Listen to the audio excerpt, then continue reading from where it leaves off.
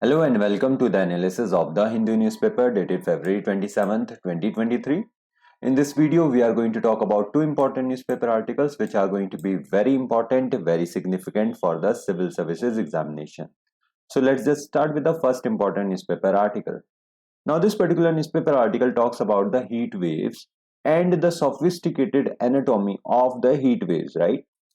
So this particular newspaper article becomes very important for us because it comes under the syllabus of GS paper 1, that is geography section. Let's first understand the context of it and then we will define the heat waves, how do heat waves occur and how does air mass contribute to the heat waves. So last week what happened is that the Indian Meteorological Department, which basically tells you the temperature of that particular region or what is going to happen in the future regarding the any kind of temperature increase or decrease, warned that the maximum temperature over northwest, west and central India would be 35 degrees Celsius higher than the long term average. Now this particular temperature increase is very drastic, and this kind of drastic increase in the temperature is what is known as the heat wave. Now, according to the Indian Meteorological Department, a region has a heat wave if its ambient temperature deviates by at least 4.5 degrees Celsius to 6.4 degrees Celsius from the long-term average. Now, the long-term average is what? The temperature of a region over a period of time, say for example 30 years. Now, if there is a deviation of 4.5 degrees Celsius to 6.4 degrees Celsius, then that will be termed as heat wave. The temperature of that particular region may be called heat wave. Now, there is also another criteria of defining the heat wave, which is saying that if the temperature of a region crosses 45 degrees Celsius, then that particular region is experiencing the heat wave. And in the case of the hill stations, if the temperature goes above 37 degrees Celsius, then that is also known as the heat wave. Now that we have defined the heat wave, let's talk about this particular phenomenon in the Indian context right now. So now the heat waves are expected to become longer and more intense and frequent over the Indian subcontinent. And in 2022 itself, we have seen that the heat waves started early and were more numerous in number. And they also extended further south into the peninsular India where there is not a lot of heat waves. Now this happened due to north-south pressure patterns set up by the La Nina. For last 3 years we are experiencing the La Nina phenomenon, and that has resulted into heat waves also formulating in the peninsular India. So now the last 3 years have been La Nina years, and which have served a precursor to 2023 likely being a El Nino year. If now we experience the El Nino year, then what is going to happen? The temperatures are basically going to drop, and the pressures or the north-south pressures which are generating in the peninsular India, which are causing the heat waves, they will not happen. And heat waves will be experienced only in the north and northwest India in the El Nino years. So we are eagerly waiting for the El Nino years. We do not know whether the El Nino year is going to happen or not, but we expect that this year is going to be a El Nino year, and the heat waves are not expected in the peninsular India. Now, how do heat waves occur basically? So the formation of heat waves happens because of two reasons. The first reason is that the warmer air is flowing in from elsewhere, and the second reason is it is being produced locally. When the warm air from elsewhere comes in to that particular region, then also heat waves form. And if that particular region is locally producing a lot of heat, then also heat waves occur. Now it is a local phenomenon when the air is warmed by the higher land surface temperature, or because the air sinking down from the above is compressed along the way and producing hot air near the surface. Now this particular study, which was published in February 2023 in Nature Geoscience, provides for the explanation of the formation of the heat waves. So first of all, in spring, India typically has air flowing in from the northwest, right? West northwest region means that from the areas like Iran, Afghanistan, all of these regions the air flows in, right, to India. Now this direction of the airflow is bad news for the India for several reasons. What are the reasons?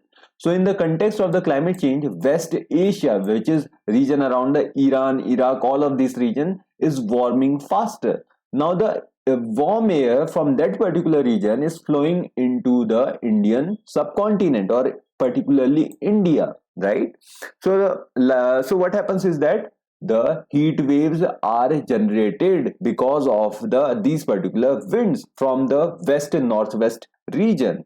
Now likewise, air flowing in from the northwest rolls in over the mountains of the Afghanistan. Now you know that if the wind comes from this direction and this particular is the mountain, then what is going to happen? This particular region is going to be the windward side, and this is going to be the leeward side.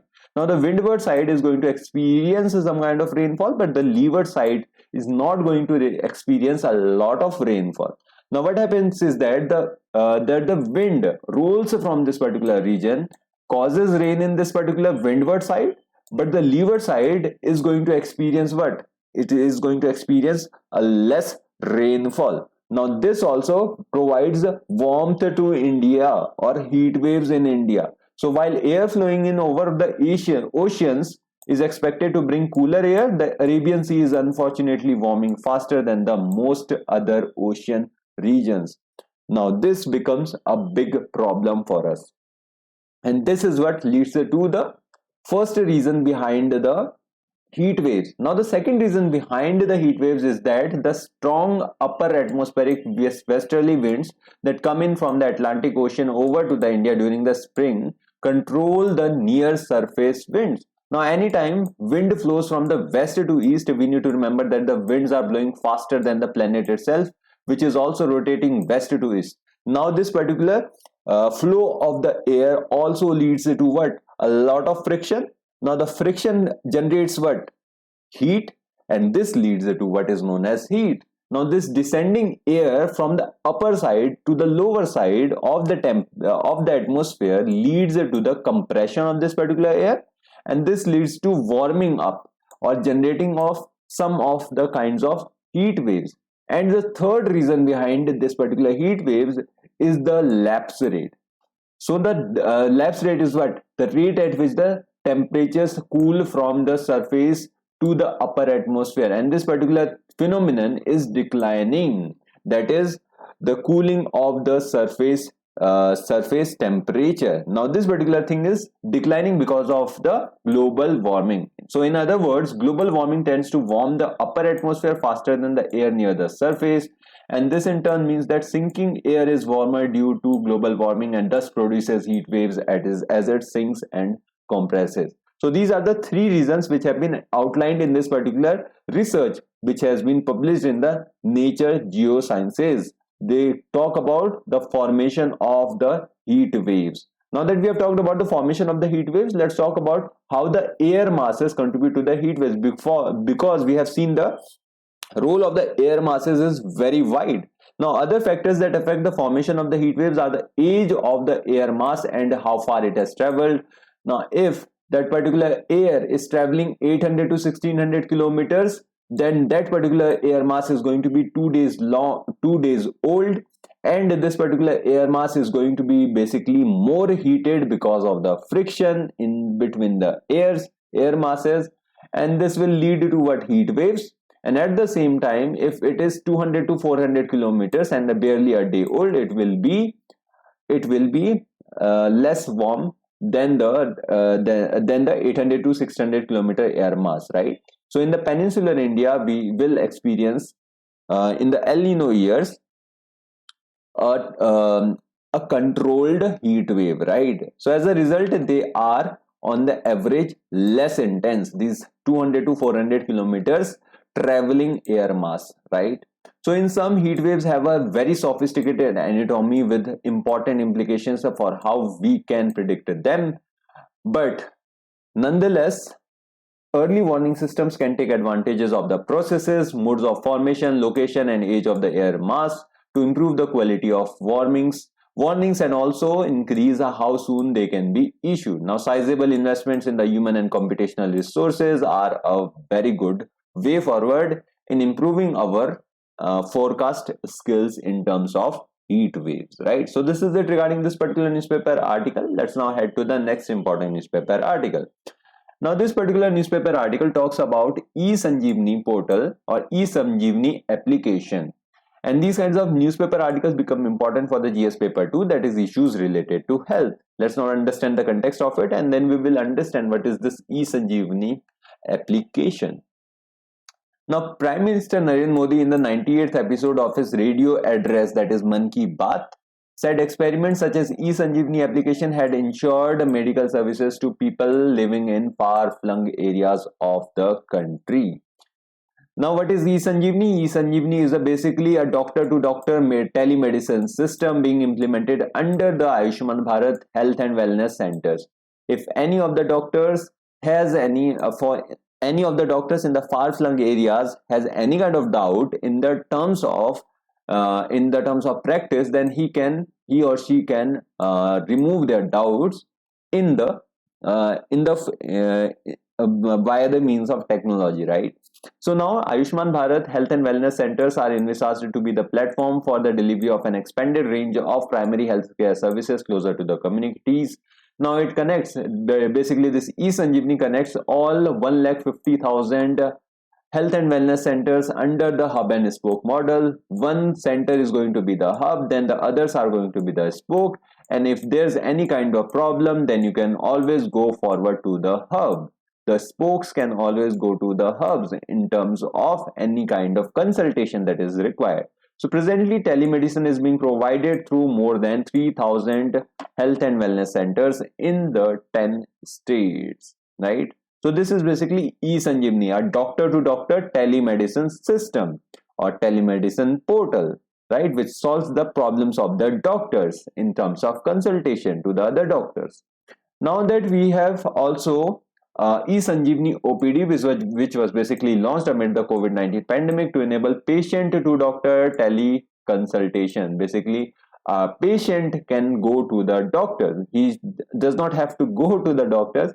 He can just do it via the means of internet. And it is offered at no cost. This e-health service has made it convenient for people to avail the health services without having to travel, and it enables a two-way interaction and even generates a prescription slip. And now it is hosting over 40 online outpatient department services. More than half of these are specialty OPDs, which include gynecology, psychiatry, antiretroviral therapies for AIDS, HIV patients, and non-communicable diseases. Basically, it is patient to doctor. E-Sanjeevani portal is doctor to doctor telemedicine system. Now this particular E-Sanjeevani OPD is patient to doctor teleconsultation, right? Now we have talked about Ayushman Bharat Health and Wellness Centers in this particular E-Sanjeevani explanation, right? So let's also understand Ayushman Bharat scheme, what exactly it is. Before that, we will talk about the telemedicine. What is telemedicine? Telemedicine, according to the World Health Organization, is the delivery of healthcare services where distance is a critical factor. Basically, you can sit at the comfort of your home and consult any kind of healthcare professionals sitting elsewhere in the world. This is basically what is meant by the telemedicine.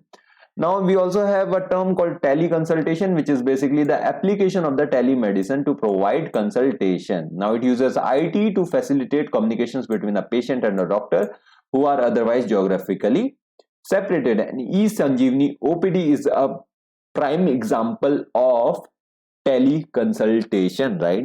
Basically, the consultation happens between the patient and the doctor. This is teleconsultation, right? So now that we have talked about the telemedicine, let's talk about the Ayushman Bharat scheme.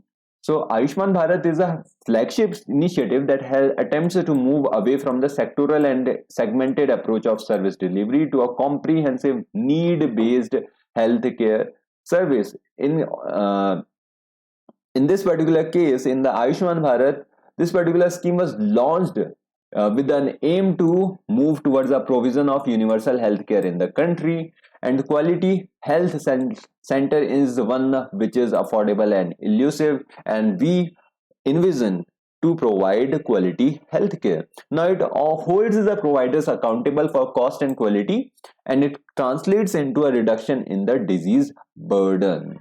Now the Ayushman Bharat scheme adopts a two-pronged approach. First one is that the creation of health and wellness centers, which are known as Ayushman Bharat Health and Wellness Centers, to bring health closer to the homes, and the second is the formulation of the PMJ, which is Pradhan Mantri Jan Arogya Yojana, to protect poor and vulnerable families against financial risk arising out of the catastrophic episodes. So these are two approaches which are followed by the Ayushman Bharat. First one is the creation of the health and wellness centers, and the second is implementation of the PMJ. Now PMJ, which is Pradhan Mantri Jan Arogya Yojana, is a scheme which provides basically 5 lakh per family per year for any kind of secondary consultation, right? So this is it regarding this particular newspaper article. We have talked about Ayushman Bharat, we have talked about telemedicine, we have also talked about E-Sanjeevani, and we have also talked about E-Sanjeevani OPD. So this is it regarding this particular newspaper article, and this is it for the day. Thank you from my side. Do like and share the video and subscribe to this channel. Have a good day. Bye.